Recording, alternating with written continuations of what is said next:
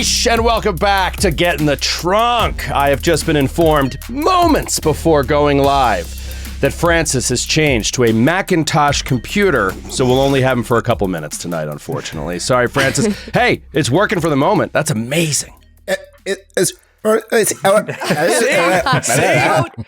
even joke. Don't even joke. I hated that. That made me so nervous.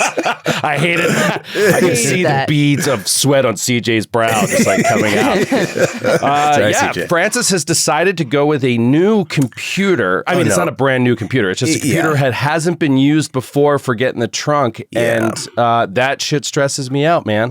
I'm sorry. It was not my choice. I was told by our technical director, CJ, that maybe you want to switch to the other computer next time. I don't know. There's something wrong with the other one. I'm not exactly sure, but it kept hiccuping. There were freezes. There were some freezes, but you're so damn handsome that each time it would catch you in a pose, it sat there for a few minutes. The audience loved it. I think that's what it was. I was too handsome for that computer. It's just like, I can't process all this. We boiled it down. The favored computer of ugly people. Yeah, exactly. Ugly people look great on a Mac. Skid, how are you, buddy? I feel incredible. What? Wow. You sound incredible. Yeah. A little under the weather today, are you? No, I've due to various circumstances, both inside and outside my control, I think I've had 4 hours of sleep in the last 4 days. Jesus. Oh, geez. So, why don't you tell us about the circumstances you could control where you stayed awake? I could have chosen not to buy an apartment. That would have been a choice I could have made. Yeah, I guess that's fair. That ultimately that is your choice. But that was all me. Sleepless nights abound as that kind of thing descends upon you. Well, you're about to have a space that's your own, and you know that you intend to be in for a long period of time. I'm gonna die in there. Yeah, there you Die go. in There you go. Sometime this year, probably. Sometime this year, probably. I'm in a nice, comfortable place to lie down. And no, I'm really excited. That's part of the reason, like, why I can't sleep, because I keep getting this stuff, and it's just like I'm super tired. But then it's just like, oh, this like contract came through. It's like, look, it's like, oh man, I can't wait to buy like a really nice knife to put in the drawers, and like I can't sleep. So very excited. That's awesome, man. It's great. Yeah. And it's nice to have a space that's your own. It's nice to have a space you're going to live in until you die, that someone's going to have to come in and clean out when you pass on, which actually makes me think of a question. I don't know if I've asked you guys before. I'm curious where you all stand on this. Let's start with Sydney, because she hasn't spoken yet today. We'll get to Troy later. He's got 10 phone calls he has to take before he can speak in this episode. Sydney, and then I'll put the question to all of you. What is your general... What's that, Joe? Yeah, it's okay, Troy. We'll come back to you. Oh, thanks, buddy. Yeah, no, I'm still here. Sydney, what is your general stance on keepsakes or things that you keep, just for sentimental value? How do you approach that kind of stuff? How do you collect and save memorabilia? I do to an extent. I think it's fallen off as I've gotten older. Not that I've become less sentimental necessarily, but living in New York especially and not owning a place. God, I always say, if I had a basement, oh, if I had an attic, oh. But living in a New York City apartment, you kind of let go of some of that sentimentality because you simply can't have that much stuff. Oh. You can get a storage unit. Sorry, my cat is jumping all over the place in the background, and I'm afraid she's going to knock everything over during the recording. Could be in jeopardy. What little you I know. That's stuff right there. I got 3 things. She's going to break them all. My 3 things are broken. No, but I think, and I've talked about this before, like with my work that I do outside of podcasting and acting, I do production design. And I definitely lean toward like the hoarder holding on to stuff side because that job entails that. Like I constantly have all this random crap that I need for a certain gig, a hospital, and it's like needles and IV bags and like all this stuff. And I'm like, well, I can't just throw it away now that the job's done. What if I do another hospital job? That stuff's expensive. What if you need needles for an undisclosed reason? What if there's a war?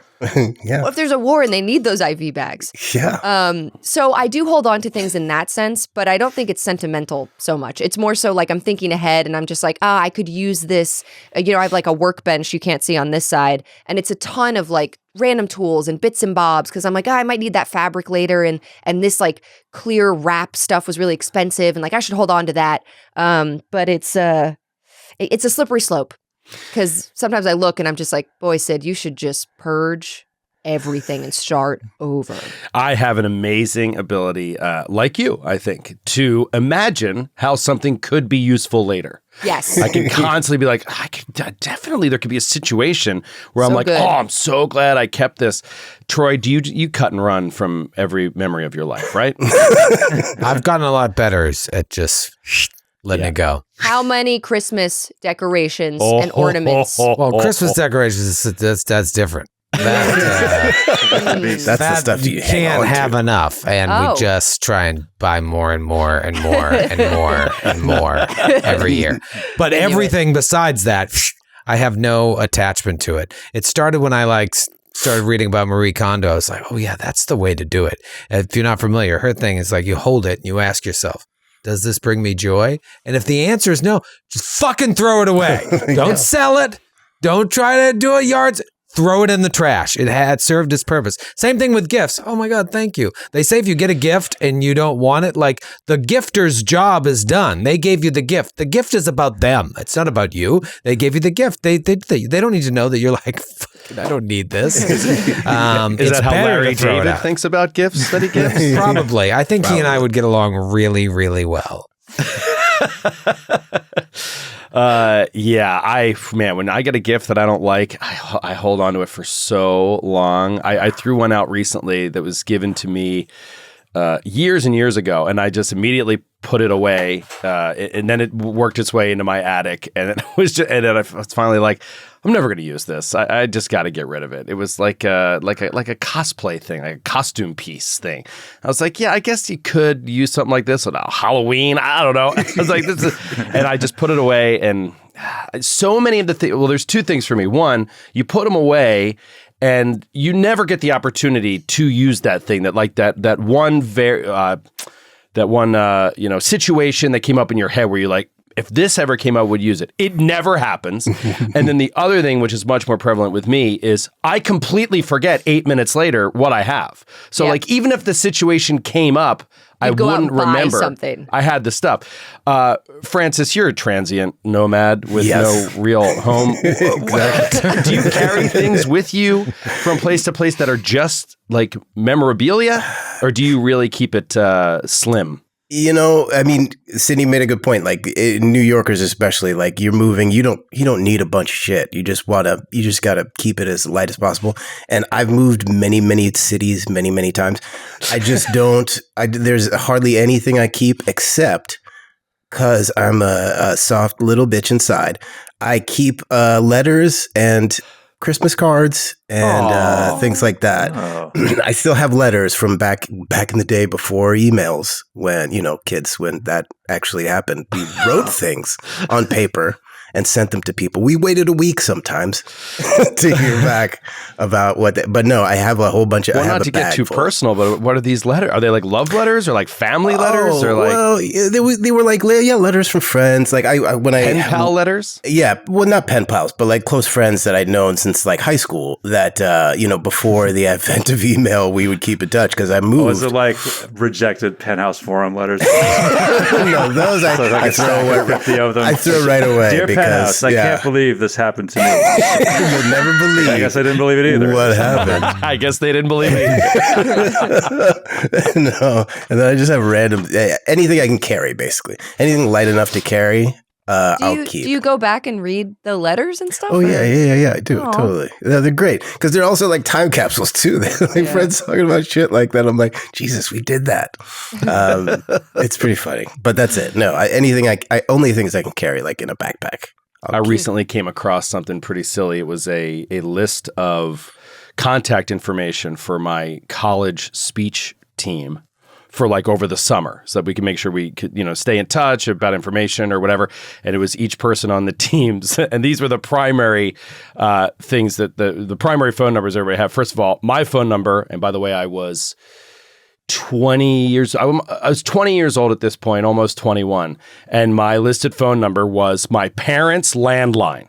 So like nobody had cell phones. Like there wasn't like cell phone numbers. This is in college.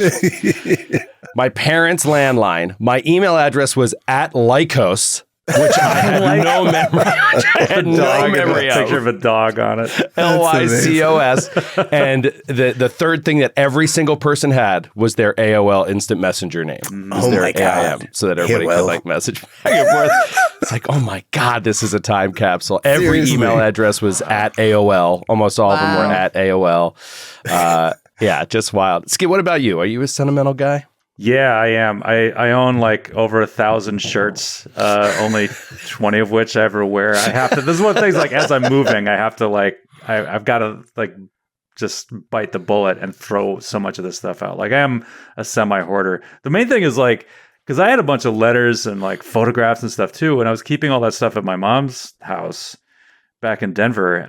But then like 10 years ago, there was a flood and lost everything. Lost like all of my like mementos like that. Like they were all ruined and gone. The only thing that I had left like in that group of things that I kept there was a basketball autographed by every member of the 1994 San Antonio Spurs except Dennis Rodman because he didn't show up that day. That was the one thing that I have left. That's huge. That was it. So wait, was David Robinson on that team? Yeah. Oh, yeah, he's on there. It has like Sean Elliott. Nice. Yeah. Awesome. Well, you all won't have to struggle too hard to remember what happened only 1 week ago. Our recap consists of only one episode right now. This is a good time for the recap. Hopefully keep it kind of tight. However, a lot happened and a lot of really important things too in the season 6 premiere of Get in the Trunk.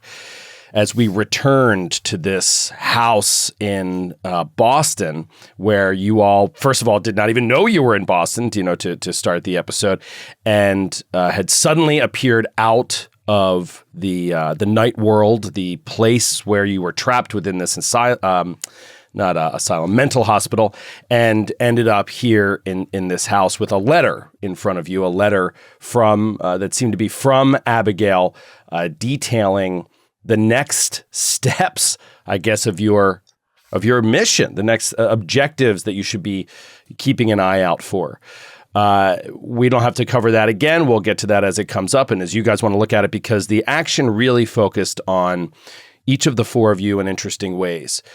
Bobby, first of all, something seemed to have impacted him greatly in being touched by the clown. It carried over back into the real world, and he suddenly succumbed to this blood loss, whatever else is happening to him, and collapsed on the ground and began bleeding out. Neil, being the skilled and trained medical doctor he is, identified very quickly, though he could only speak it in broken English because of his confusion with Tartessian versus English, or where he's even from, what language is his primary language of speaking.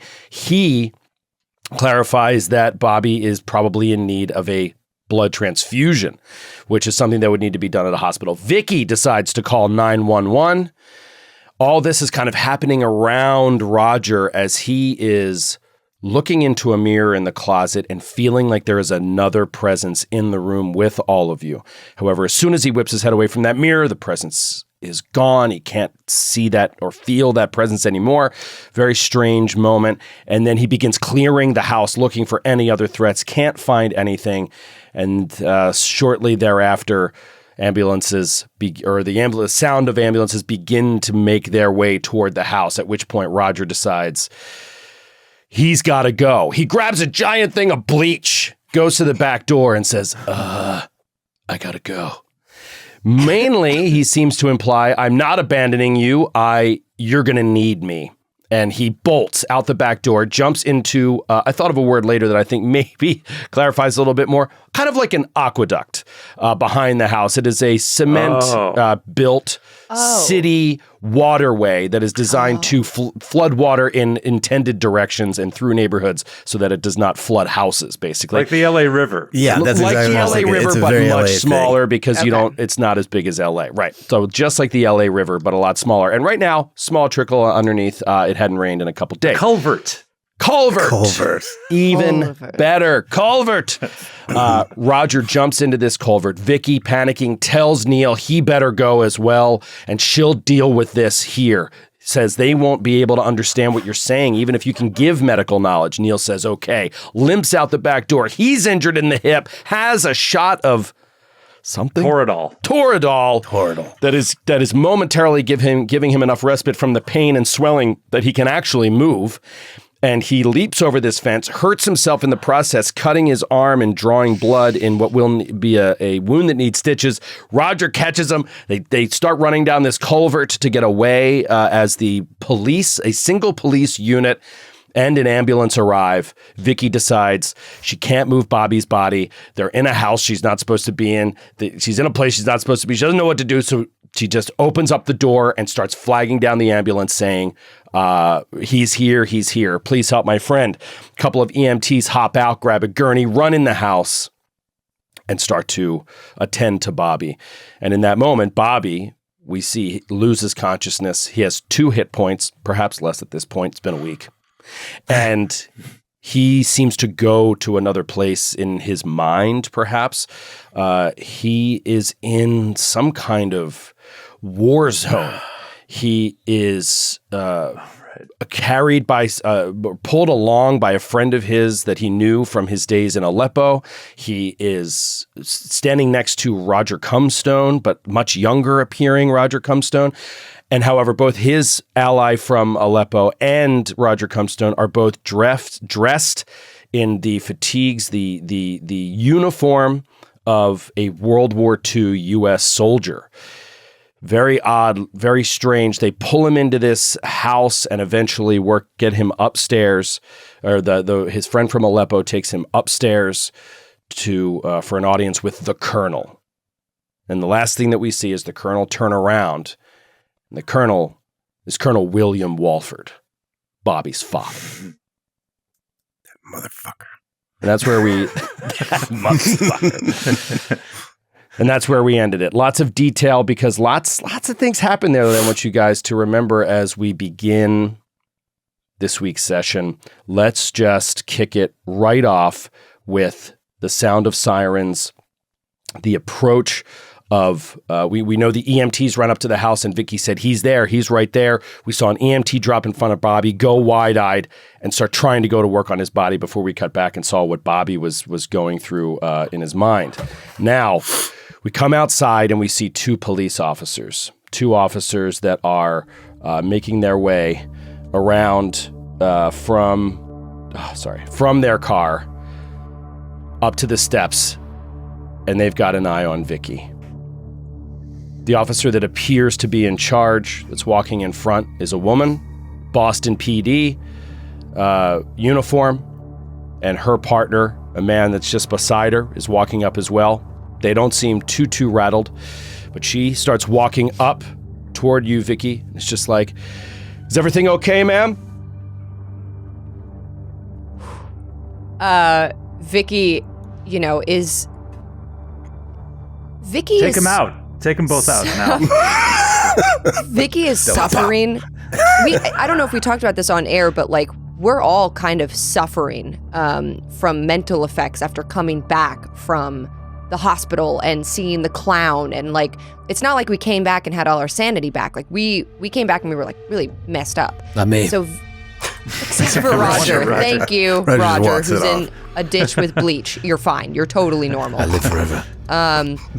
So Vicki is fighting to push back this sort of mental fatigue and confusion and all these things she's feeling to appear the most professional that she possibly can in this situation. So she kind of stops her shaking hand, tries to stop her shaking hand and waves to the 2 officers as they approach. And she says, no, it's not. My name is Vicki Ricci, and she pulls out from her jacket pocket, slowly, her badge, and she says, "I'm a U.S. Postal Inspector." And she puts it back and then pulls out her hand to shake their hands. The officers look. She looks back at her partner, looks at you. U.S. Postal Inspector. Okay. And she steps up to you, puts out a hand, shakes your hand. Officer Ramirez, what happened here? We were told by the 911 operator that you were cut off on the phone call. We were responding to a potential domestic disturbance, but is something else going on? Frankly, I'm not sure. I was here on a completely unrelated case to this. I was in the neighborhood following up on a jacketed case. We had followed from New York to Boston, and I heard screams. So She pulls out a notepad, flips it open, and starts writing down, looking at you. Nodding. Heard screams from the interior of the house. I ran in. Door was unlocked. So this is not your residence? No, I live in New York City. And you were in Boston on an operation? That is correct. You're working here in the city right now? That is correct. Okay. And the person in the house you are not an acquaintance of, you do not know them?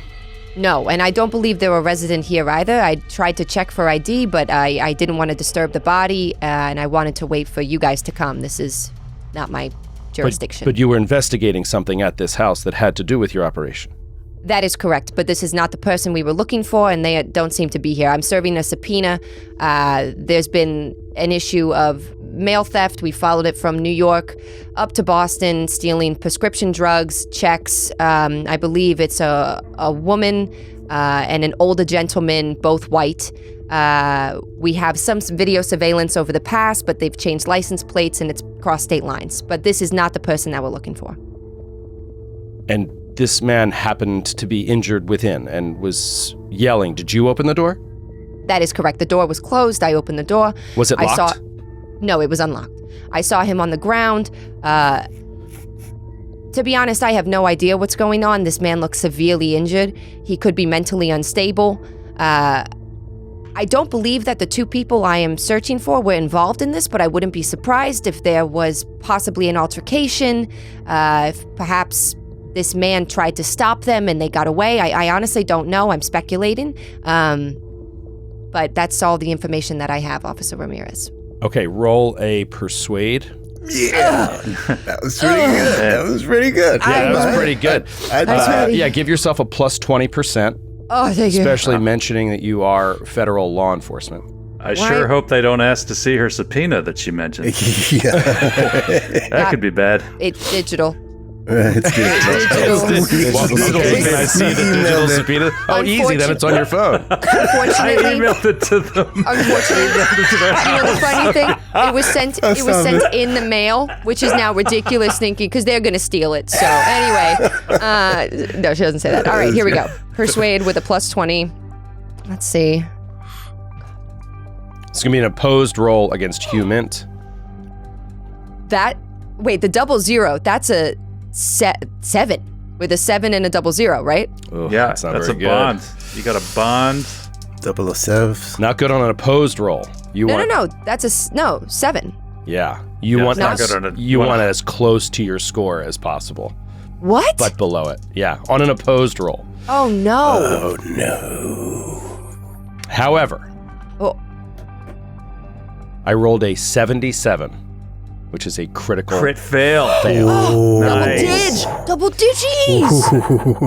007 versus Okay. 77. Yeah. Okay. Nice. That's poetic. So, okay, let's say in that moment, as she's about to kind of maybe ask one more question, you hear, "We have to get him out of here!" And can't you hear the sound of the gurney being raised? And as you look back, Bobby is already on the gurney, already strapped, and these two EMTs are going past you and carrying him down the steps toward the ambulance. The police officers step out of the way, and they look back at you. The woman's like, "Okay, so again, you have no clear identity of who this man is, and it's not related to your case, is what you're saying. And your case is, sorry, you said the U.S. Postal Service, or not Postal Service, the Postal Inspector's Office, and you are Detective Vicki Ricci?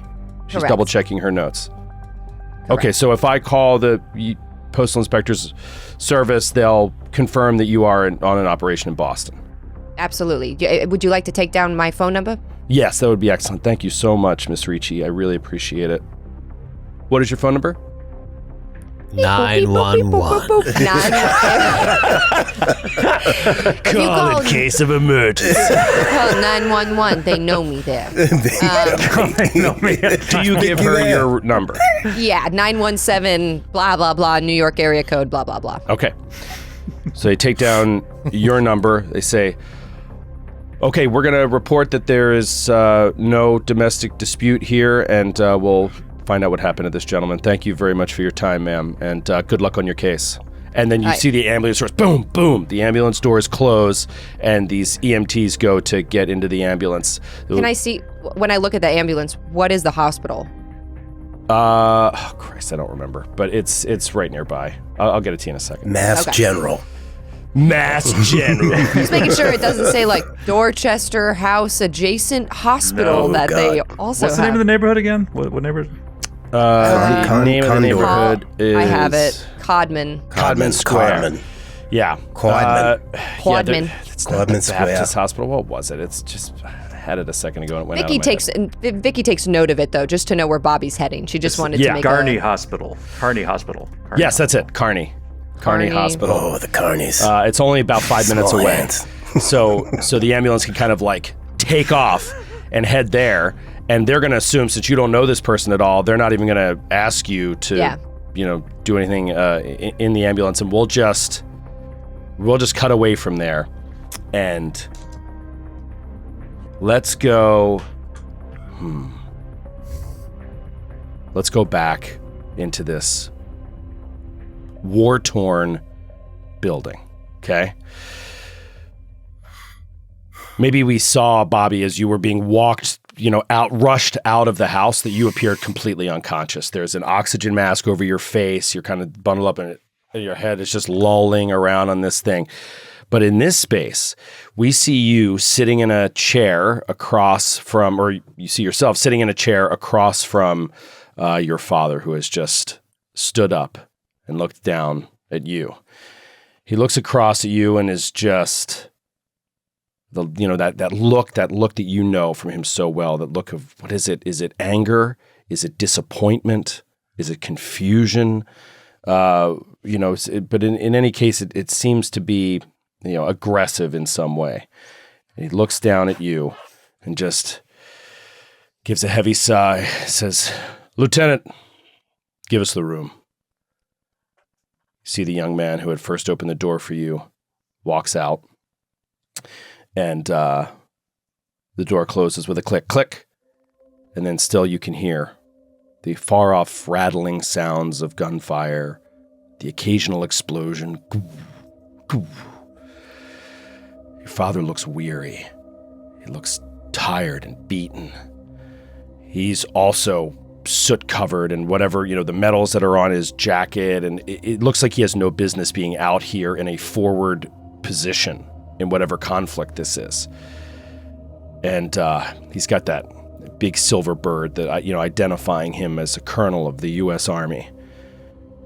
He looks down at you and, "Bobby, what were you thinking?" And Bobby's just trying to piece together what the hell is happening. He's seeing this in front of him, but he can't understand. He's never seen the colonel so disheveled, so uncomposed, so weary. And he's not even sure if this is reality, if this is the Knife Lords. What he doesn't know. He's just staring at him like, "Snap out of it, son." Yes, sir. Yes, what sir. were you doing? I was on mission, sir. I was confused. Do you have a death wish, Bobby?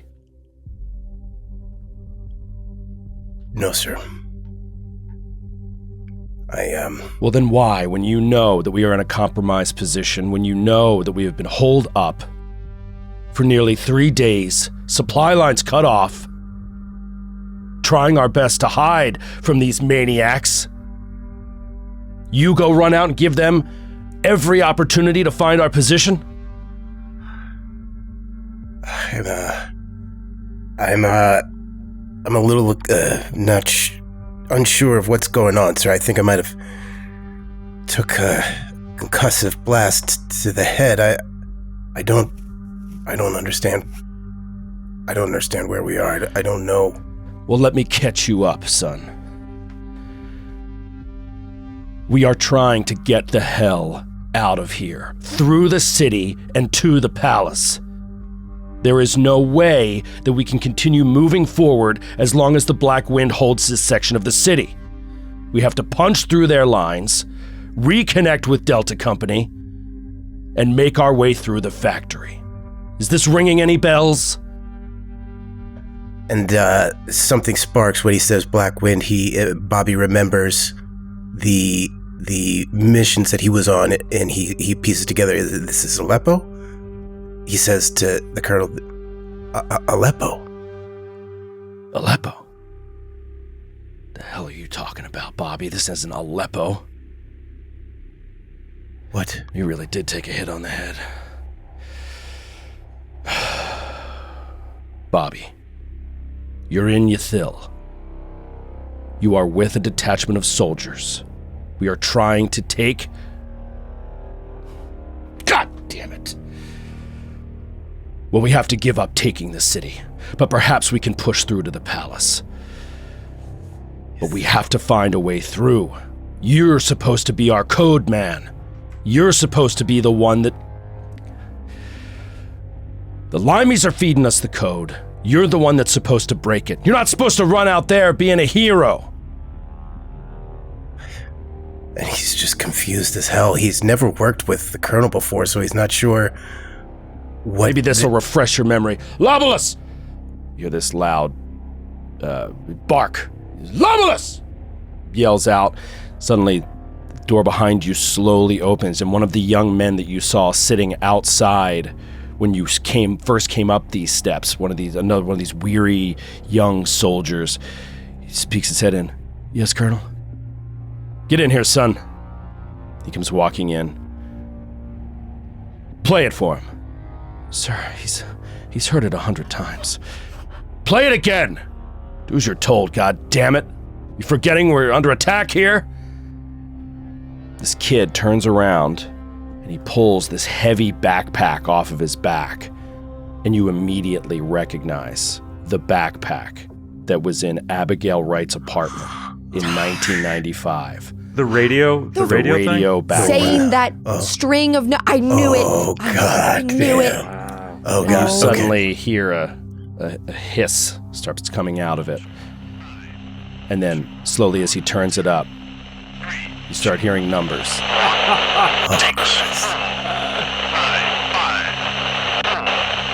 He says to himself, Abigail's. This was an Abigail's. Abigail's, what the hell are you talking about?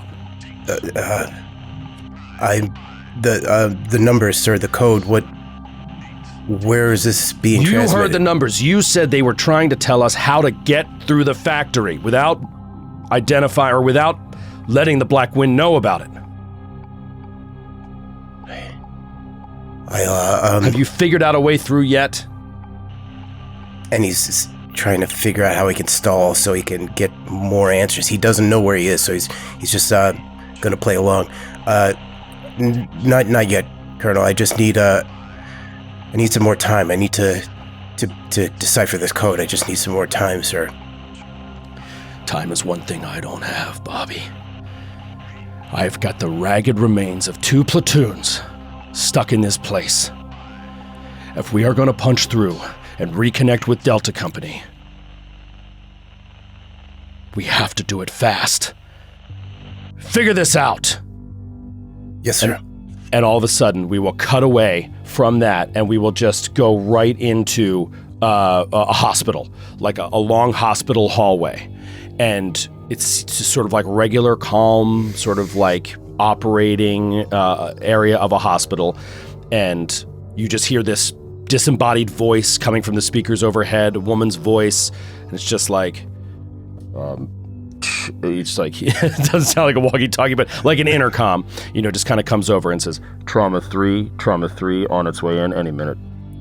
And you see these doctors like moving, getting ready, and then seconds later, boom, these 2 double doors come open, and all of a sudden just like the intensity rises as these doctors start running in, or the EMTs start running in, and you're being wheeled on a gurney through the middle of this hospital. They're just like yelling to each other, male, mid-50s, multiple wounds, losing blood, blah, blah, blah, blah, and not breathing, and you can see another guy has a bag, and he's pumping oxygen into your lungs, and they're rolling you into like a side room, and it's just like, classic ER scene, right? Like shit, trays are falling off of shit, people are running this way and that, doctors are yelling the shit that they need. Give me 20 cc's of beefcake, whatever they need. I don't know. Beefcake helps in the arteries or whatever. Give me 20 cc's of liquid cheese. Give me 20 cc's of liquid cheese. We gotta get this man back. Going. This man's really diet on my watch. Get the cheese in here.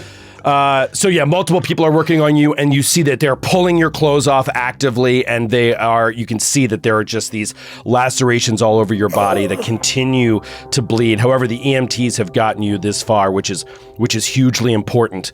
All of a sudden, they get you hooked up to these machines, and you just, you see a nurse turning, grabbing something, and then you just hear a beep, like the sound of you flatlining, and they're just like, we have no pulse, and then like somebody else is just like, get the defibrillator, and they like grab this fucking thing and like start like getting the pads out and stuff, warming it up. Okay, you're gonna have to roll a very important roll here. God. So this is gonna be a con times 5 roll. Okay. To see if if your body is able to withstand this. This is pre-transfusion. We'll see what happens here in these moments as you're coding, but you can take a plus 20% to the roll since you are in a hospital being worked on actively by people as this is happening. Oh, so give me a roll. I'll tell you what happens. They pull out these paddles, shake it back and forth, put it down over your chest, and... Oh, God, 51.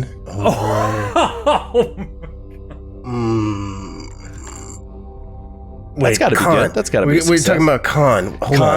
Con times 5. Con times 5. Okay, fuck. No, it's 51 over 45. Fuck.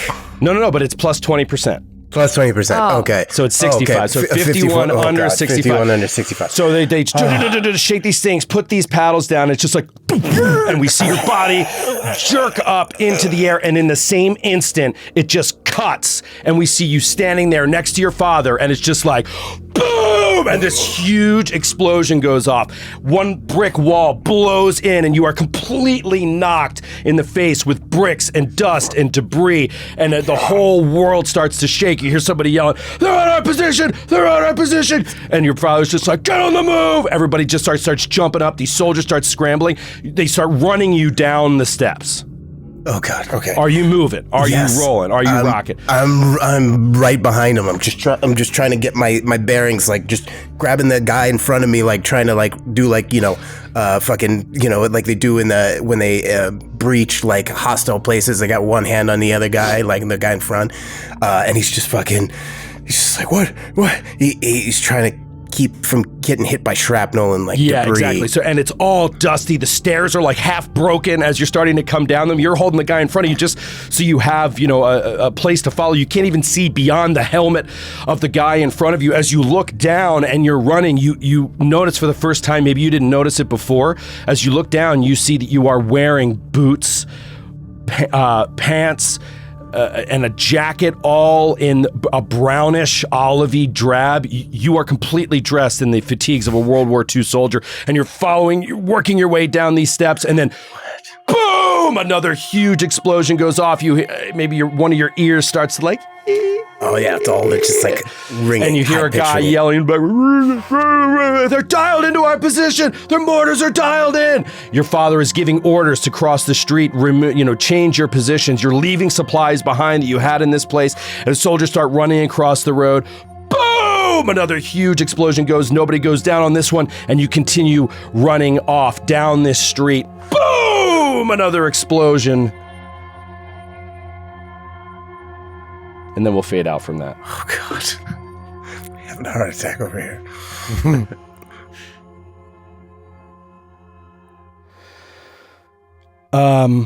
I want a little bit of time to pass here for a moment and give you guys an opportunity for a little time. And I want to cut to Roger and Neil.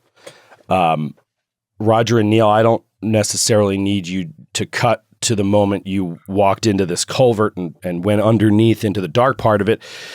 We could fast forward even a couple hours if you wanted, but I'll leave it in your guys' hands if you want to cut to a scene or if you want to tell me what you were doing in the meantime in summary. I don't think we need to do it blow by blow, but tell me what you guys are thinking about what's next for Roger and Neil.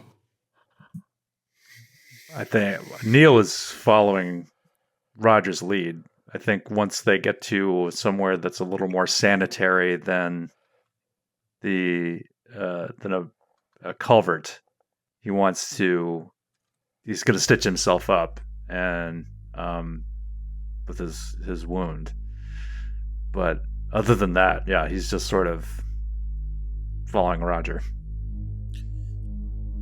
Roger, can I are there different points where I can come and like peek above ground, or are we in this like tunnel? Like no, locked in? Yes, you can absolutely peek above ground. The tunnel lasts like 200 feet and then it opens again with no roof, but you can see into other backyards.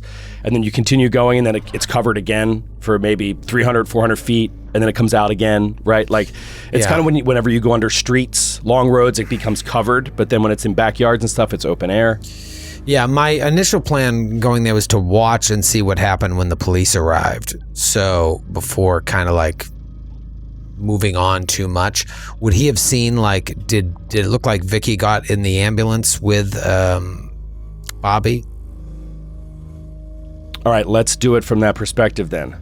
The ambulance drove off without Vicki. You guys saw this. We'll say that you got yourself, Roger, into a position fast enough where you just started to look as the ambulance was getting loaded up and driven away. And you saw Vicki still standing there with two police officers. The police officers seemed to turn from her, go back to their vehicle, get in, and drive away, leaving Vicki there. Okay. Then yeah, that would change my course of action. So I think I would army crawl back to the house. Be like, Mamacita. That's what I called her on our honeymoon. Yeah, she knows the nickname. She whips around. Mamacita. Roger. You all right? Yes. Neil hopped the fence, almost broke his leg, but I caught him. He's okay? He's fine. He's fine. As fine as Neil can be. I was just making sure everything was all right. Bobby's going to the hospital. Yeah.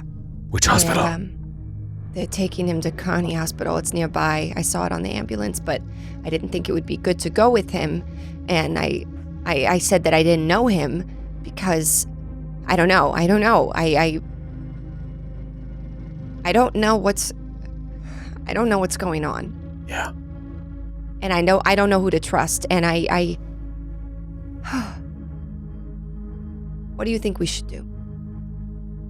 I left Neil in a puddle. We should go check in on him. You know that you can drown in a puddle. You can drown in 2 inches I didn't of leave water. him face down. Good. At least I don't think I did. We run. Let's go check on Neil. We sprint. As they're walking, he's like, hope you didn't think I was abandoning you. I knew that you weren't going to do that, but I also didn't know what you were doing. Why did you need the bottle of bleach? I don't understand. I thought maybe I would need it. Not sure what I was doing. But I'm going to hold on to the bleach. Neil. Bobby's in the hospital. We don't know. Are there visiting hours? I don't know. I've never been to that hospital. We don't know.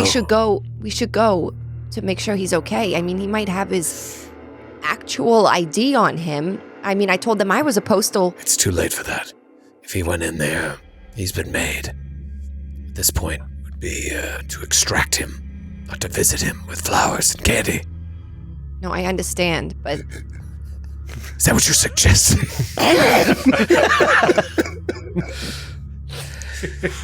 So stupid, Maybelline. That's an insane idea. Why would you? thought it would be nice. We need to figure out where exactly we are. Now, there's a chance.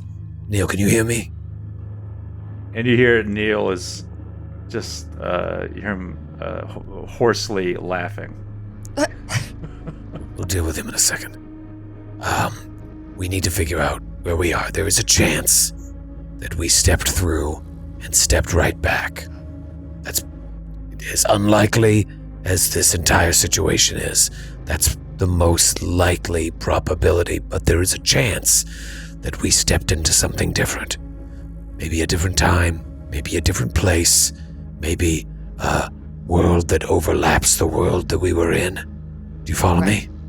No, I understand. I mean, the paper said that it's 2015, it's September 19th, and we're in Codman Square, which is, it's right outside of Boston. I mean, we're still in Massachusetts. It's the correct date, but the wrong date, because when we went into the hospital, it was September 19th, so... All right, we need to... I have an idea. Okay. Call Murray. And sort of surreptitiously figure out what your last conversation with him was. If he remembers you telling him not to go to the party and everything, then we'll know that we're probably back where we belong. That was probably the last call I had, was in Dr. Dowlin's office, and I told him not to go. God, Sam, I should have called him. I should have called Don't him. worry, Murray's fine. Murray's fine. Let's find a payphone. Let's get Neil up. I'll use my phone. I have my phone. No. Don't use your phone. Don't use your phone. Let's find a payphone. Call Murray. We need to be extra careful. Okay. Right. We don't know what this Dallin fella, how deep his tendrils go in this world. Okay. Right. Okay, let's get Neil and make sure that he's okay, and then we'll walk to Cambridge or One thing something. at a time. I'll take care of Neil. You call Murray. Is there a payphone anywhere along the street? 2015. Is there a payphone? It's a residential area, Boston. I might have to get into the city. Yeah, I think we have to go into the city. Or break into a... There's no payphone anywhere. We could break into a house and use someone's phone. Yeah. No payphone. All right. Oh, wait, did the house have a phone? Yeah, it did. I answered the phone. I there called. was a guy looking at me on a phone, but I'd have to kill him. The house that we were just in did have the phone. I called 911 on it. Vicky says... You called 911 from your cell phone. Oh, you're right. Oh, shit. I didn't use the house phone. No. Was there a house phone? Did I check? I did.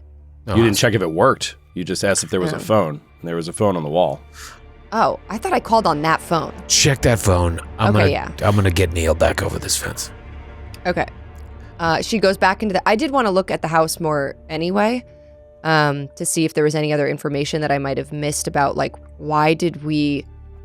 Vicky's mostly wondering, why did we end up back in this house? Why this neighborhood? Yeah, what's the so significance of this house, if any? Yeah, there's got to be somebody that lived there that's connected to the night floor, in her mind now that she's a little more clear-headed. So she's going to walk back to the house and going to check that landline. Okay. I'm going to go check on Neil. Neil, what's so funny? What are you laughing about? He's just laughing. He says, tell half to Buscemi, Steve. Find this funny. Please, Will. And you can see, he's taken some kind of narcotic painkiller. The pain was too much, and so he took something in addition to the Toradol. He's high as fuck. Yeah. Forgot his friend is also Steve Buscemi. God damn it. Yep. Roger will take the pills if Neil doesn't fight back. Let me take those there, Neil. Yeah, and he lets you. He doesn't fight. He's out of it. Like he's lost some blood. He still hasn't addressed this wound, and he's he's pretty wobbly. Hurry up, Vicki. We shouldn't hang out here long. Neil's not well. Are you back in the house? No, I'm just yelling towards the house. Stop yelling at me! Sorry. There's just people walking on the street. Like, what? Yeah. Like, what's going on? What's going on? Mom with a baby stroller. All right, I'm Vicki, in the house. you went back into the house. Yeah, I'm in the house. The phone doesn't work. It's just a dead line. Does the electricity work? Now she's checking the house. Yes, the electricity works. She checks the fridge. You know, is there food in the fridge? Nope, it's empty. She checks the freezer. Empty. Okay, she's going to remind me, on the counter, there was the realty information. Mm-hmm. What does that say? What is the information? It was a person's name. Just like their name and the address, their whatchamacallit, their real estate business information. What is the name important? What's the name? Let me bring it up again. I don't recall it off the top of my head. Give me a second. But yeah, I could say looking around the house, you can you don't find anything else of note. It's like I said, it's empty. It seems to be a house that's up for sale. The name is Patricia McSwain. McSwain. And that's the realty person, or it seems to be like the homeowner who signed the papers? It's the realtor. Okay. It's a stack of cards. Okay, it's the cards. Okay. Can I do a search, I guess, for like if I walk upstairs or anything, for any other pertinent information that might stand out to Vicki as like odd or occult-y or like anything else? No, nothing else. Simply the image painted on the floor in the attic. Which you guys had identified last season as a symbol of Malphas. Right, from the book. From the Ars Goetia. Okay. Okay, so yeah, she takes one of the realty cards, just in case they need to follow up with Patricia McSwain, in case she's also like taken under the Yellow King's, power or something. Mm-hmm. And she'll go back out to Roger as the phone doesn't work. And now, where is this conversation happening? Oh yeah, where are you, Roger? I'm trying to get Neil back over the fence. Like, I also think maybe I'm go over to Neil and I realize Neil is in bad shape. Neil now needs medical attention that he can administer to himself, but he's all drugged up. So he went over there to maybe try and bring Neil back and then thought better of it. So you come back and Roger's on the other side of the fence and he's like waving for you to come. Down in this culvert. Yeah, like I climbed up the top. Okay. She comes down, like. Can you hop the fence? I can catch you. Yeah. Roll an athletics check. But then we're both gonna be. It's okay. Be careful. Okay. It's wobbly. If I break my leg, Roger, I swear to God. 24 24 under 30. Whew. Okay, so you get over the fence without a problem and hop down without a problem. Okay. Look at you. Didn't even need my help. Neil's a mess. Okay, what do we do? The doctor. He's still talking funny. And, he just took some drugs. Not unlike Bobby. Neil's gonna weigh us down. What are you saying, Roger? Saying we have to start having some difficult conversations. Roger, we're not leaving Neil in a fucking ditch, literally. I understand. We don't need to leave him in a ditch. But, this is a precarious position we're in. Okay, well, the fence is too high for Neil to climb. We can't throw him over it. logically, I might be you able would to think the culvert probably leads out to more flat ground. It leads out to something. So perhaps if we keep walking. What if we just drop him off at someone's house like an abandoned baby? He's an elderly man, Roger. If the pendulum doesn't swing the other way, they're not going to help. They're not going to give him to the fire department. If What's you wrong with opened you? the door of your house and found an injured old man on your doorstep, would you just shut the door? Yes, Roger. I live in New York fucking city. I would shut the fucking door. What are we doing here? We That's cannot leave him despicable. here. Let's walk. We'll both carry him, and we'll walk down the culvert further. I can and carry him, and he just puts him up on his shoulder. Come on now, Neil. Oh, I'm not going to do this forever. So you better start thinking of another idea. And Vicky's gonna look on Google Maps. I to carry see- enough weight in this world. Wow. Vicky stops walking, so Roger walks into her. Oh, fuck.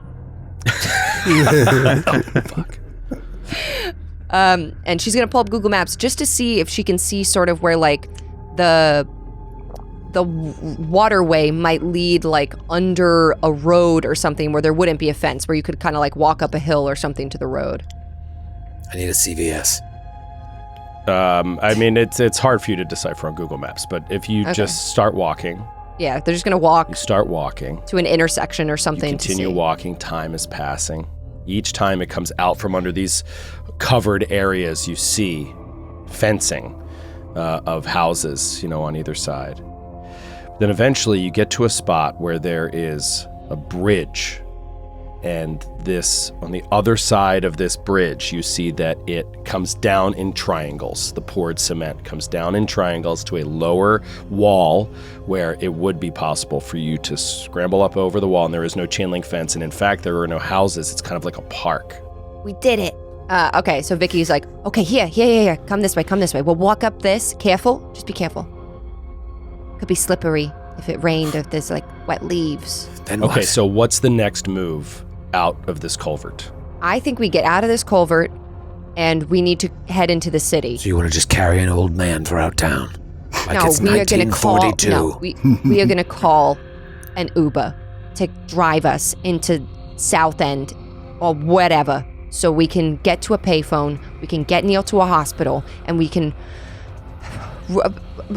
figure out what we're going to do, because he needs help, Roger, and we're not leaving him. Let me ask you this. Do you have any contacts here that you trust? Anyone you know in and around Boston who you trust with your life? No, not in Boston. I mean, I could call Christopher. I could ask him for help. I don't want to do that, but I could do it if... No, we don't need that milksop. Roger... it's the worst ex-husband you could possibly have. Roger Comstone. Yeah. What a nightmare. He could help Someone that us, can- and No. he would help us if I asked him. He's probably already been compromised. Roger, I don't think he's compromised. He's CIA. Or he's FBI. I forget what So he you is. don't even- I wrote it down. You don't even know. He's It's in FBI. my- He's FBI. He's FBI. He's not CIA. Bobby's CIA. He's FBI. Okay? We can't just bring him to a public place. We have to bring him to someone we trust. Someone that can handle this under the radar.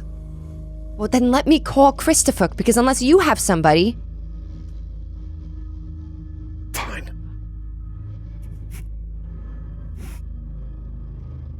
I'm calling Sam first. Yes. But you gotta use a Wait, payphone. so you're on the edge of a culvert in a park still? All right, Or let's... are you calling an Uber? I was just leaning him against the wall while we caught our breath. Yeah. I So what's- still want to do the payphone, call Murray, find out if we're in the same timeline. Why don't you want her to use her cell phone, though? He's very paranoid right now, and he's afraid that you're going to give away our location. He's afraid that Dallin may have his fingers in deep, and like the minute you do that, it's going to ping a tower, and people are going to know where we are. So he just wants to keep it, as off the radar as possible. Yeah, she There's understands still that, a but danger also- in calling Murray that it's going to triangulate us to that payphone. But, I think Vicky understands Roger's paranoia, but she doesn't share his paranoia. And I think fair. she's You can gonna carry Neil. not what I meant. I think she's just going to be like, just give me a second. I'm going to call Sam. I'm going to make sure he's okay. I'm going to ask him about the last time we talked. And then I'm going to call Christopher so we can make a plan on where to take Neil. We have nowhere to go right now. It doesn't make sense to just wait around, okay? Don't make me choose. Choose what, Roger? Make your phone calls. Steve. Okay. Just keep him...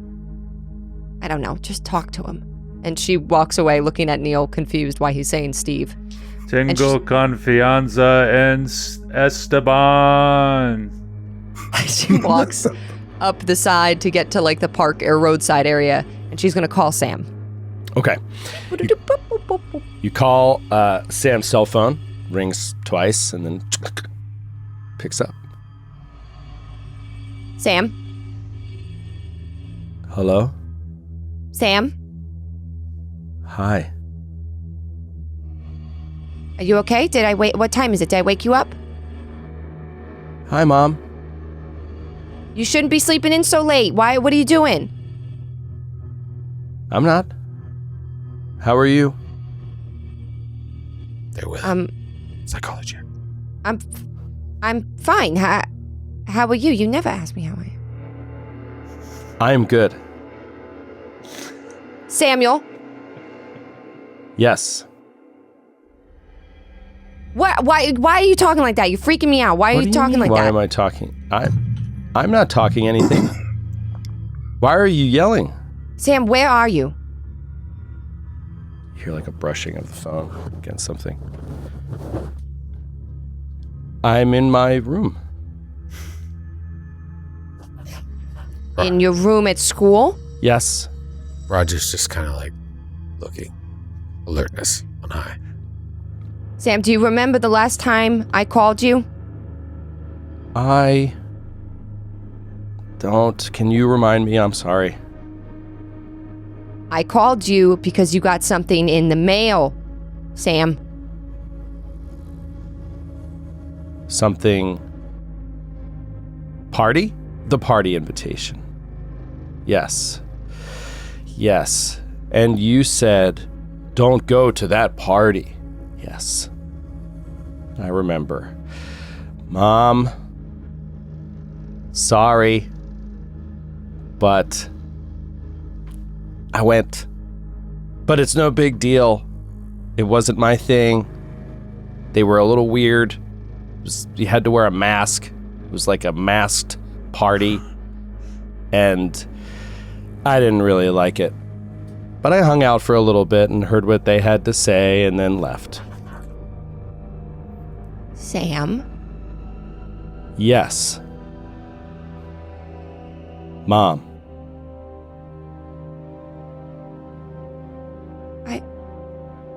I love you so much. What's going on? I love you too, Mom. What's going on with Murray? I'm gonna call you later, Sam, okay? What's going on with Murray? Okay. Bye. Click. And we're going to take a break Oh, and come back right after this break. Murray is no more. no!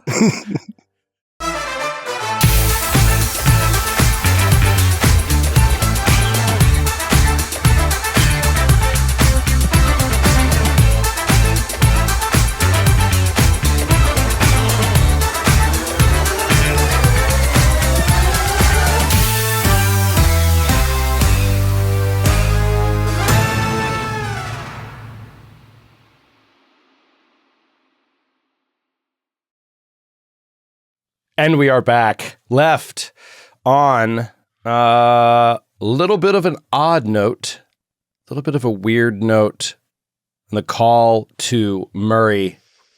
Sam, I forget his name. Samuel Roger Murray Cumstone. Samuel Murray DiPiazza Cumstone. Eddie Murray. Ricci Cumstone. Ricci, whatever. So yeah, Sam just sounds a little off. sounds a little weird to Vicki, and Vicki seemed very alarmed on the phone. One thing I want to clarify for you guys, or remind you of before you jump back on, this important thing to remember in the grand scheme of things, is that you haven't slept in days and days. Now, you were in sort of a liminal space, a interdimensional, nonsensical whatever. So at the moment, I'm not, physically giving you exhausted conditions with penalties to all your checks. However, this is something to keep in mind, not to push too long, because you must be exhausted. You have not actually slept since you went into the hospital at night. So this is a really, really long time ago that your physical body has slept. So something to keep in mind.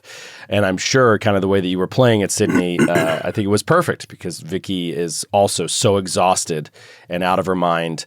Roger similarly could be seeing threats where there are none, etc. Everybody's on edge. Everybody's tired. Neil, Skid, you're playing it perfectly. Not only his current sanity loss, but his exhaustion could be leading to this lack of, being in touch with reality.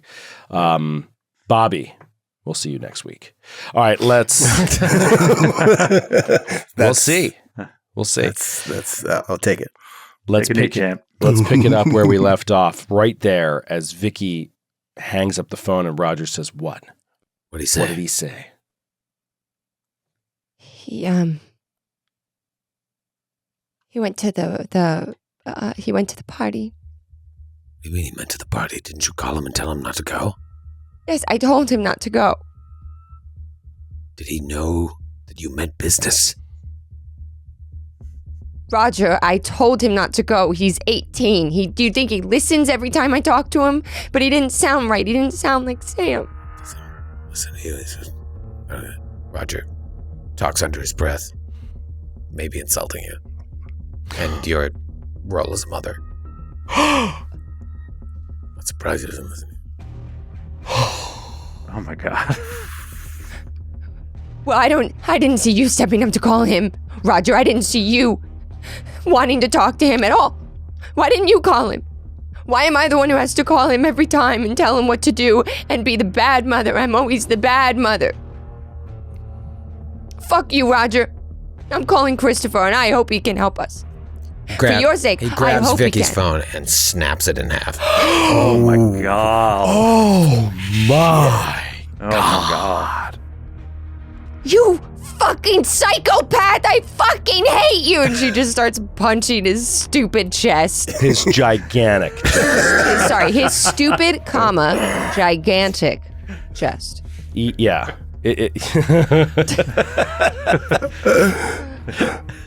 He's so gigantic, it's stupid. This is ridiculous. It's stupid.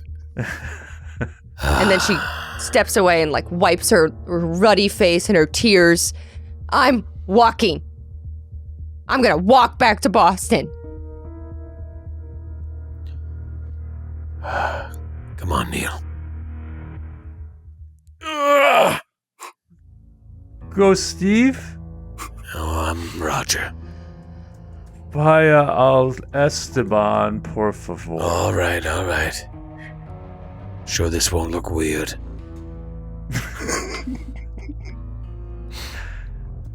Carrying an old man who looks like Rick Ocasek, like a baby. Yeah. Is there a, we're keeping our eyes peeled for... God, this is going to draw so much attention to us. Yeah. I cannot believe you just broke Vicky's phone. So she could was call crazy. a fucking car. He was angry. In his defense. And he He didn't has. want you calling Christopher because he doesn't like him. Justifiably angry. Yeah. In his defense, he does have anger issues and mental problems. Right. He's also very tired. So is Vicky, but you don't see her breaking phones. Anyway, go on. We're walking. If we see a payphone, we'll stop at a payphone. Maybe prop Neil up against it and call 911. So, well, hold on a second. Neil is incapable of walking with you with an arm over his shoulder? No, I think I can. Yeah, I can probably limp along with some assistance. Yeah, you think you can I think walk? he can probably limp along. He's drugged up. Yeah. He can limp along. Now, by my rough estimation, I'm not that familiar with the city of Boston, but where you're at, you're like a 2-hour walk from downtown Where Boston. are we exactly? We're in Codman. We're in like Dorchester Center. Codman Square. It would take us about like an hour 30 minutes to walk to South End. I just want to get So we could walk to Roxbury. Oh, there's a KFC nearby. We could walk to Roxbury in like an hour, but if we want to get into like South End or like Back Bay, it's going to take like an hour 32 hours. So I don't know. Yeah, there's got to be like a supermarket or someplace that close by that has like a payphone, right? Like maybe like we a just. neighborhood. What if we get a hotel room? What if we get a hotel room? You have hotel rooms. In Copley, right? They're not safe. Yeah. Copley, yeah. Yeah, you guys remember, like, you have all the stuff that you had when you came to start this investigation. Neil's got a room at the Ritz. I have an Airbnb. You have an Airbnb, I had and sex Vicki with has Vicki an there. Airbnb. Oh, But right, Vicki's I have Airbnb is even north past the city. Didn't we drop a body at Vicki's Airbnb? No, we got it cleaned That up. got cleaned up. Oh, That right, got right, cleaned right, up. right. Yeah. Okay.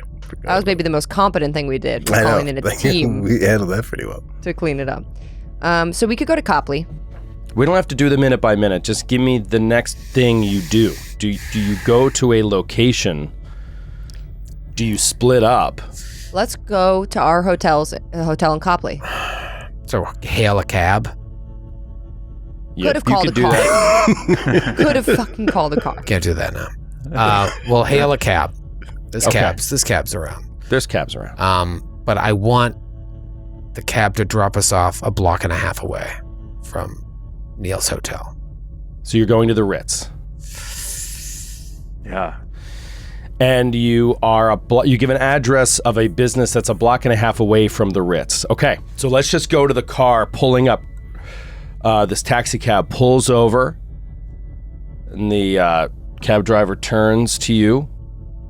Just boop, boop, hit some numbers, and you see on the big pack, the electronic pack, the card reader, whatever in the back, is the cost of the ride. $23.14. Vicki, you got that? He says $23.14. I don't have my card. I left it in another dimension. Vicky has very cash. funny, pal. Vicky has cash. I make jokes. So she pulls out 40 and gives it to him. Okay, Don't give him the whole 40. and then And then- he'll start making This is why- change real slow. Waits for change. This is why we never had He money. keeps looking at you like slowly while he's counting the She's change. nodding. She's from New York. Nodding. Just tell him how much you want to. Yeah. He's like, I only have 20s. Huh? I only have 20s. I don't have change. You have no change. I only have 20s. Give me the 120 back. He reluctantly pulls up his hand slowly and hands the 20 back. How much did you say it was? 23.14. Hold on, I think I have 14 cents. I have 13 cents. Okay, that's 2013. He's $4. What is it? He's $3.01 short, She just. not including tip. We need She we need looks- $1.01. I'm gonna roll to see. A search roll for a penny on the floor. I'm gonna see what she has. Fuck. No, she gives him back the 20. She just gives him back the 20. Keep it. Have a nice day. Yeah. And he takes your money as I'm and your getting out, $17 tip. As I'm getting out of the cab, I go into my bag and I pull out a little, like a mostly empty bottle of oxycodone, and I hand it to him. It says, "Halloween early," and I get out. We see you guys walking up to the Ritz-Carlton. This guy looking at a bottle and then looking at you like, what the hell was that? Neil just pays prescription I'm paying drugs. Yeah, what? As you're walking up to the door, Neil, Learned you it. see there is a you're walking up and you see big glass doors into the hotel with a big golden circle and a stylized bee inside of it for the Hotel Broadalbin. What? What? What? The Ritz-Carlton is not the Ritz. It is the Hotel Broad Albin. You are walking up to the Stop. Hotel Broad Albin. There's bees in there? Big old bee on the door. A big old honeybee. A graphic full of honeybee. Allergic. No. I'm gonna die. I'm gonna explode if he stings me.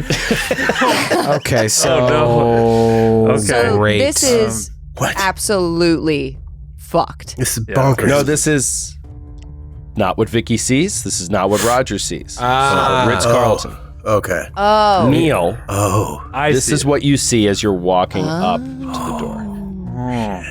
come on, Neil. What's wrong? Hotel Broad Albin. Hotel Neil. Broad Albin. No, Neil, Neil. this is the Ritz-Carlton. Bee. He's pointing at where he sees the bee. Bee. Neil. Yeah. And Vicky like pushes his arm down, like It's an he looks R. insane. That's an So R. to you Neil. guys, you're walking up to the Ritz, and Neil is saying Hotel Broad Albin. Neil. No. Look at me. No. That's not what this is, Neil. This is the Ritz-Carlton. You're staying here. You are Broad Albin. Neil, you are a guest here. We have to get you into the hotel so we can help you. You can't say things like that. Not Albin. Roger. Take care of this. Do something. Broad Albin. Yes, it's the Hotel Broad Albin, Neil. We just gotta get him to his room and get him to sleep this off. And then we'll regroup. No, He's a no. me gusta. There's no reason to try and argue with him. Let's just, do you know what room number he is? Neil, what room number are you at the Hotel Broad Albin? Broad Albin. Yes, what room number are you at the 24. 20? 24. Do you have your room card key? 24. He'll just check his pockets for like a hotel key with the Ritz-Carlton insignia on it. You go to check his pockets. You don't feel anything in his pants. So you work your way up to his chest, and you do feel something in his like breast pocket Okay. of his jacket, his like coat jacket pocket. All right, so he pulls that out. You reach into his coat jacket pocket and you pull out a crumpled, sort of half-folded letterhead from Hotel Broad Albin with all the instructions on it that you are meant to do. Love Abby at the end of it. The thing you found in the house, Neil had put into that pocket. You pull that out, but there's something else in there as well. And you reach in and you feel that there's a thickness to it, Roger. You get a grip on it, and it feels like a big square or whatever, big rectangular something or other, but still fits in a pocket. You get a grip on it and slide it out, and you see that it is a red book with a golden yellow sign emblazoned on the front of it. The same exact book you saw when Michelle Van Fitz, in your vision, walked out of her bathroom and handed you, Roger, a book. You saw this same book being printed over and over again by the scribe in Barbas's house. This is a copy of the play The King in Yellow. It's in Neil's breast pocket. As you pull it out, a hotel key falls out with it.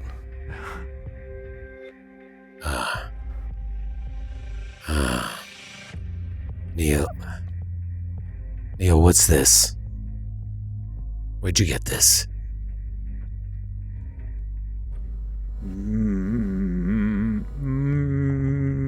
Miras.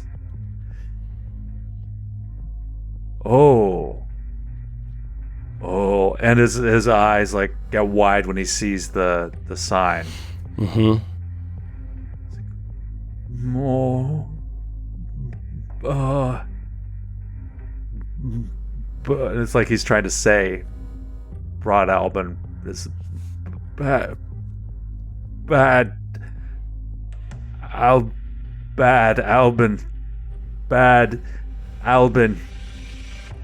All right. Neil's gonna go back. Roger's gonna go to the letter again. Abby's letter. What are the first 3 lines? If you go to our John Jamsky, you can find it there. And the first 3 lines are, go now, find the hotel, the labyrinth, the author. Those are the first 3. Actually, I should say the first thing is find J.C. Lintz at the Hotel Broad Alban. Go now, find the hotel, the labyrinth, the author. So you see that in his pocket, along with a copy of the play The King in Yellow, along with a hotel key for what Neil said is room 24. In our stupidity, Vicki, we walked right into her instructions.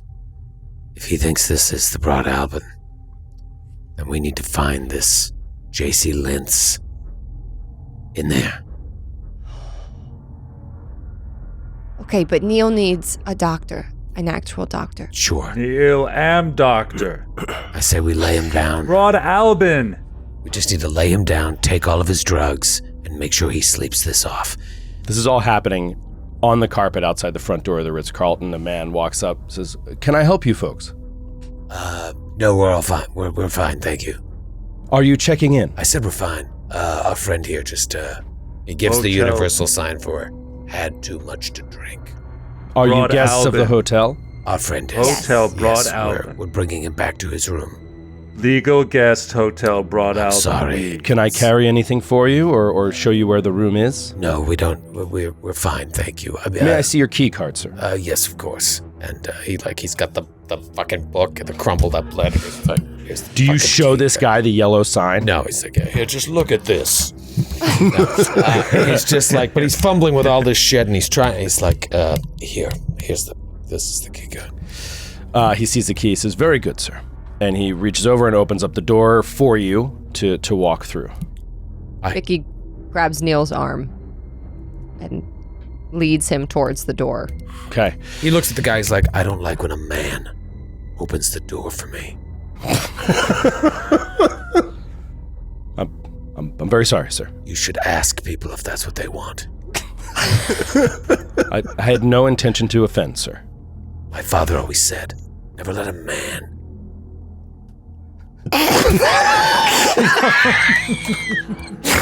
Open a door for you. Door for you! Your dad was so ill. Your dad was ill. He had a lot of sayings. Thank you, Vicki says to the man. Okay. Push my way in. You walk through into the hotel, and Neil, everything is hazy and fuzzy, and you walk in, and as you look to the left, you see at the reception area, the front desk of the hotel, you see a smartly dressed man in a sharp suit, small, slight of figure, slicked back, greased hair, and he just waves to you. "Welcome back, Dr. Bachman." And you recognize Elmer. This is Elmer, the receptionist at the Hotel Broad Alban. Who's that, Neil? Elmer. Like the glue? Elmer. The sea. The sea. And you see that, I'm trying to walk up to him. and you see it's referring to a man who is shaved head, bald African-American guy standing behind a desk and just said good afternoon and smiled and is looking at you guys. Good afternoon. We're just bringing our friend back to his room. Okay. Very good, Dr. Bachman. Enjoy your rest. The sea, the shores of the sea.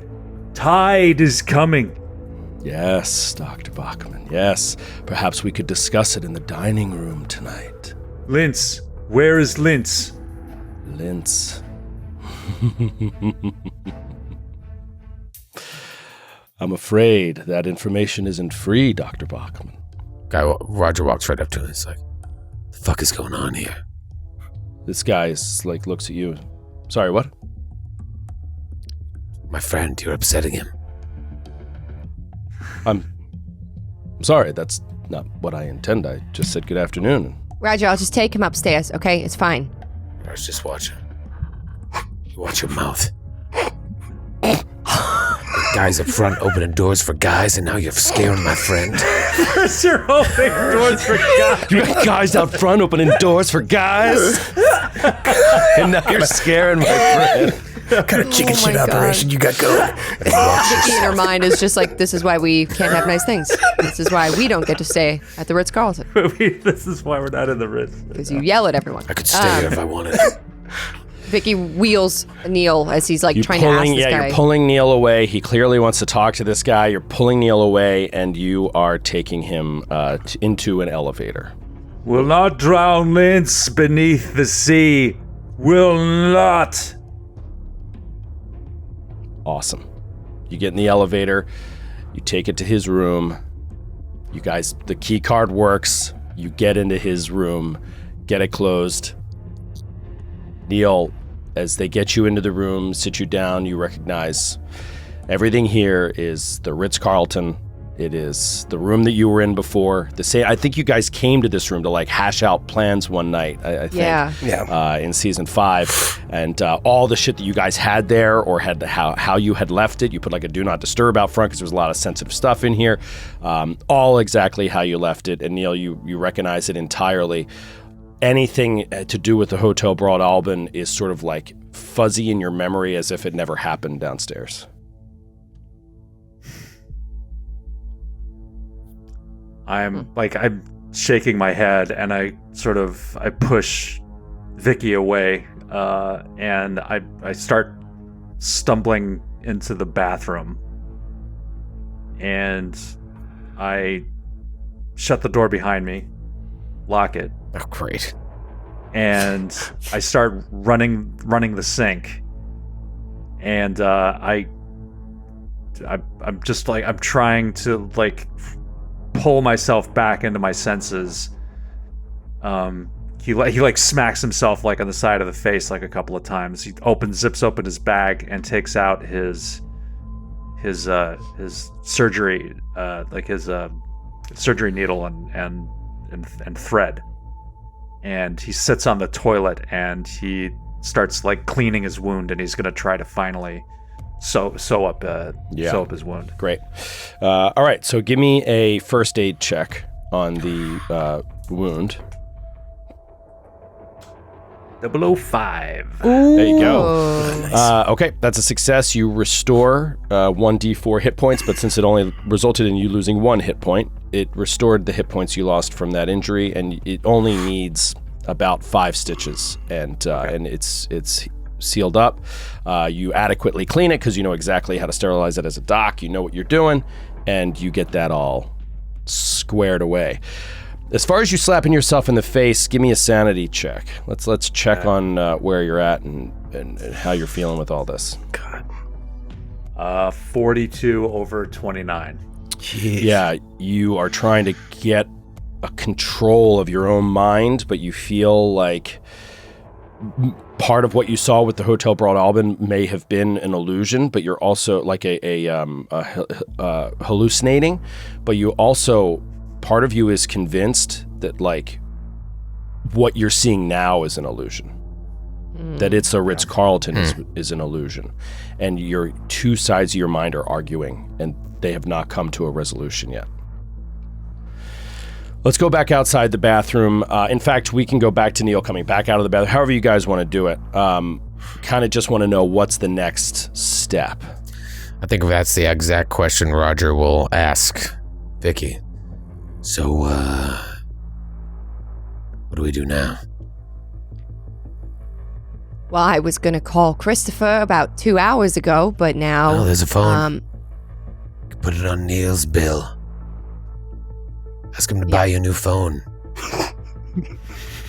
I don't need Christopher to buy me a new phone, Roger. I need his contacts because Neil needs help. Sure you can trust him? I hope so. I don't know.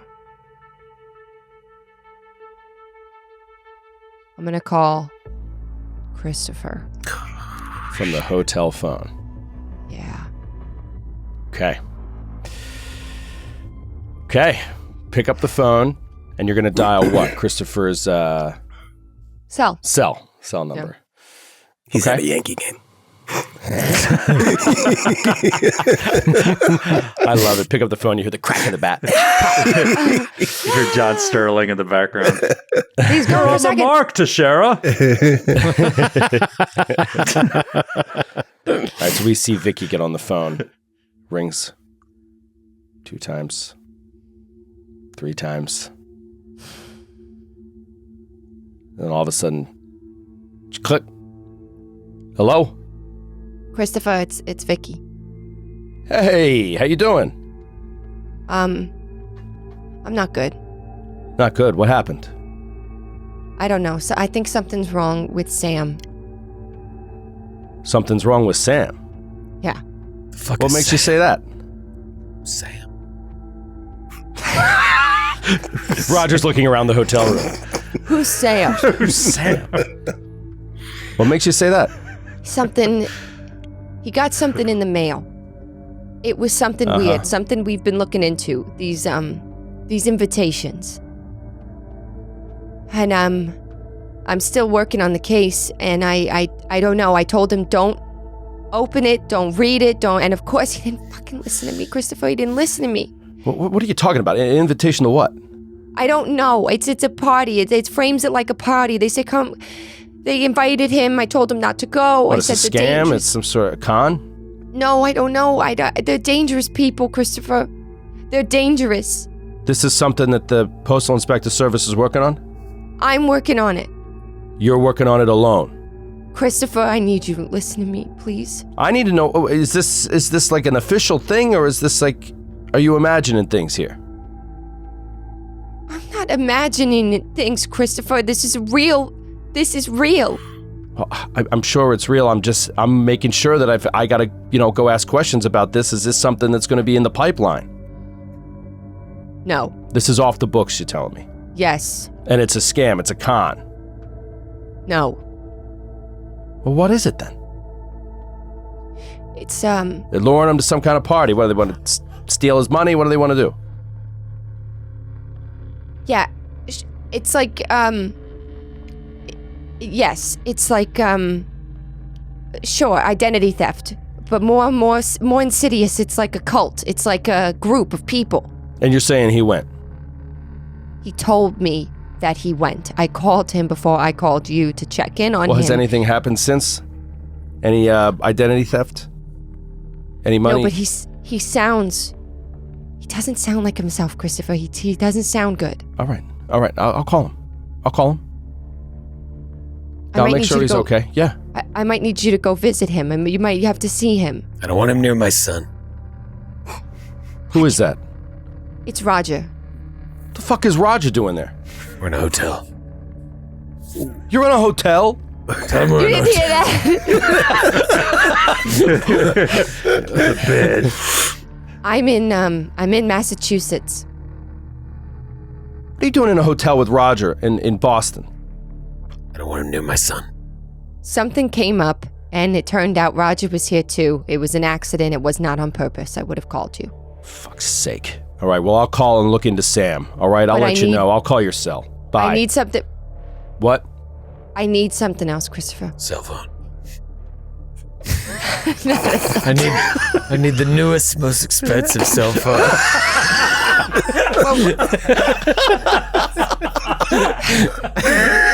It's not important, but I What do you broke need, my Libby? I What do you broke need? my phone, so you can't reach me on my cell phone. Where do I call you then? Well, I'm gonna get another one, but it might not be for a little while. So you can call me. I'm at the Ritz-Carlton Hotel in Copley. The Ritz-Carlton. And it's under your name. No, it's under. Well, how the hell do I call you? You want to just call me? Just call me. I'll call you, but that's not it. That's not it.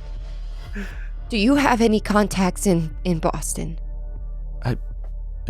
Yeah, I mean, I know a guy, but yeah, there's plenty in Boston I can get if it's official. I mean, what's going on? I have a friend who needs a hospital, a doctor, or psychiatrist. I don't know. Vic, you're all over the place here. What do you mean? Why can't you just take him to the hospital? Roger, I don't know. Roger, fuck. Christopher. Did you just call me Roger?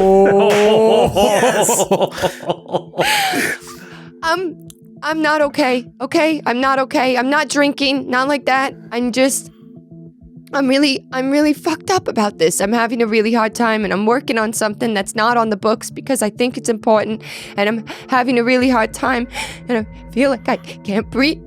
Christopher, I feel like I can't breathe. Calm down. Calm down. I just need your help. All right. What? You need why can't you take him to a hospital? Because I'm worried that he's undercover right now, but he's not on the books. We're not on the books right now. I'll see what I can do. I'll call you. Okay, call the Ritz-Carlton. Ask for Dr. Bachman. Dr. Bachman. Just ask for Dr. Bachman. Dr. Bachman. He's writing it down. Okay, I'll call you back. Christopher. Yeah. Please don't talk to anybody about this. Please don't. Please keep this between you and I. I never ask you for anything. Yeah, no problem. All right. Christopher. I got you. I'll call you back. Bye. Wow. You're exhausting to play. Is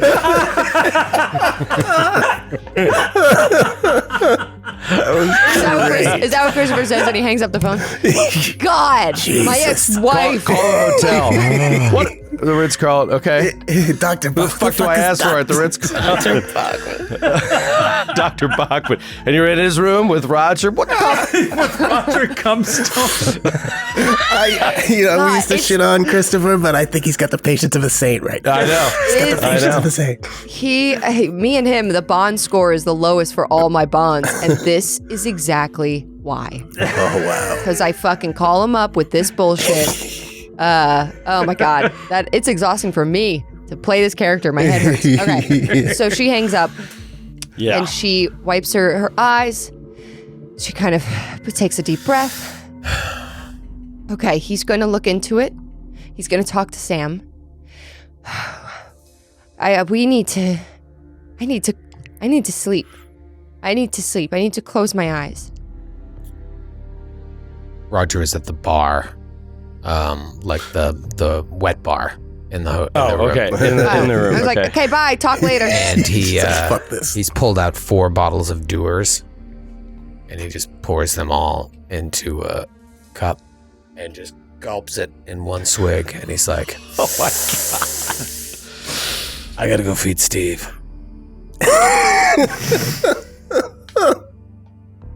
What? Steve, he's at my Airbnb. Steve? No, different Steve, To the Neil. bathroom door. Different Steve, Neil. Different Steve. While you were talking about your low bond, I remembered my one remaining bond, Steve. I gotta feed him. Okay, well, I'll stay here then in case Christopher calls back, and Oh yeah, I'll you want close to be my here eyes. in case he calls back, sure. What? Maybe I'll look for a ladies' night at a local tavern on my walk back to my Airbnb. So that one day I can wait for a call from them. What is wrong with you, Roger? What are you trying to do? Make me jealous? What are you doing?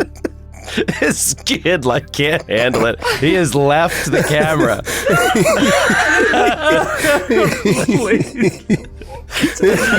By the ladies' night. Hate Roger.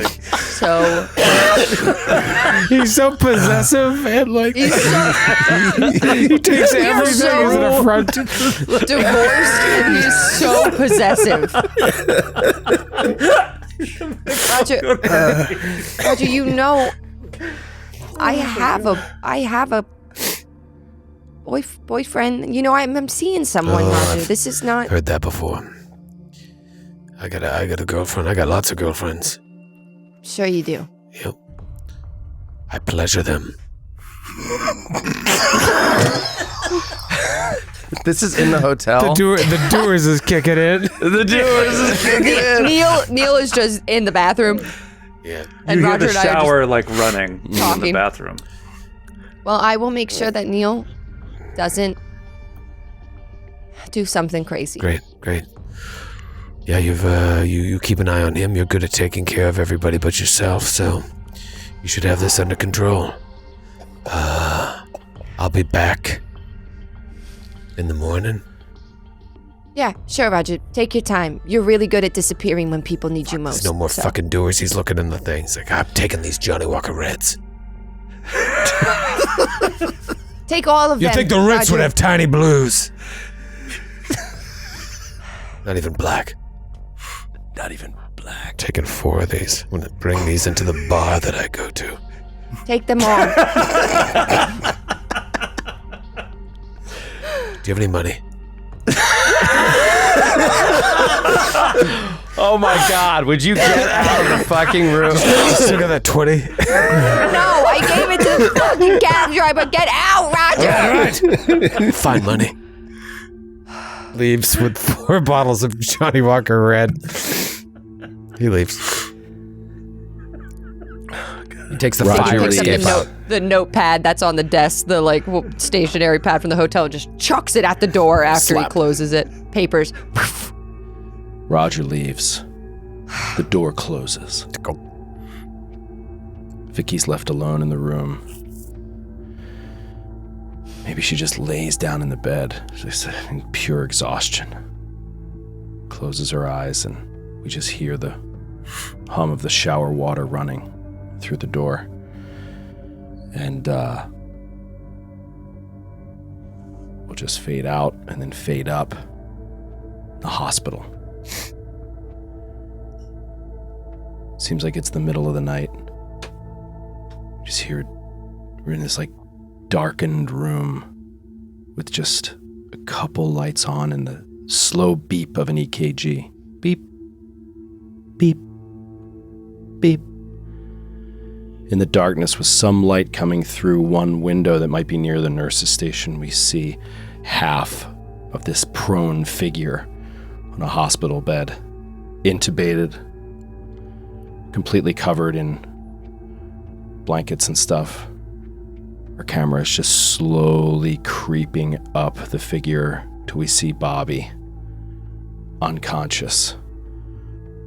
Vitals looking stable at the moment, but otherwise completely unconscious, comatose, unresponsive. And as we get closer and closer to his face, we hear far down in the audio mix gunfire, screams, explosions, and death. And we'll pick it up there next time. So Jacob's Ladder. Oh God, this is a nightmare. Oh God. Do you think next episode will just be normal? Like a Man, fun- you know what? Every time I go in and I have an idea that seems somewhat close to normal, and you started off great today. Great. I was like, man, that was a very normal response. And then, yeah, by the end, I was like, no, it's another crazy episode of Not Great. Hard left turn. Hard left turn. No, but next week we got some juicy stuff.